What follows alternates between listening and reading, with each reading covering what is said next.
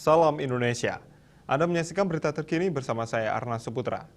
Pada Senin 6 Desember 2021, terdapat 5 wilayah di Bali yang mencatatkan tambahan kasus COVID-19. Kabar baiknya, tambahan kasus masih ada di 1 digit. Bali juga kembali nihil melaporkan tambahan korban jiwa.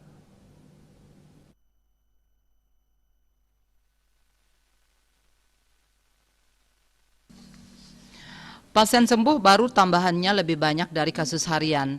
Jumlahnya mencapai 1 digit. Menurut data Satgas Penanganan COVID-19 Bali, jumlah kasus baru yang dilaporkan sebanyak 5 orang, sama dengan sehari sebelumnya. Kumulatif kasus yang ditangani Bali mencapai 114.265 orang.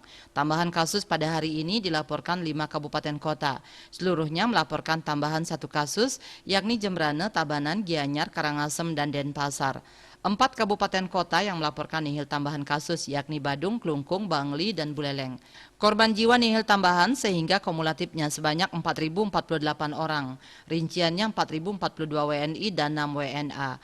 Pasien sembuh bertambah sebanyak 9 orang, sama juga dengan sehari sebelumnya. Total pasien sembuh mencapai 110.057 orang. Tambahan pasien sembuh dilaporkan 4 kabupaten kota, yaitu Denpasar 5 orang, Gianyar 2 orang, Badung dan Jembrane masing-masing 1 orang. 5 kabupaten nihil tambahan pasien sembuh, yakni Tabanan, Bangli, Karangasem, Klungkung, dan Buleleng.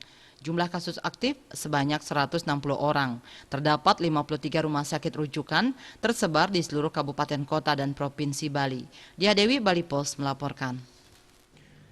Untuk mencegah penyebaran COVID-19, ingat pesan Ibu soal terapkan 3M, wajib memakai masker, wajib mencuci tangan, wajib menjaga jarak, serta wajib menghindari kerumunan. Dengan penerapan perilaku 3M, Indonesia segera terbebas dari virus corona menuju Indonesia maju. Update terus informasi Anda dengan subscribe dan like YouTube channel Bali TV @newsbalitv. Tetaplah bersama Bali TV.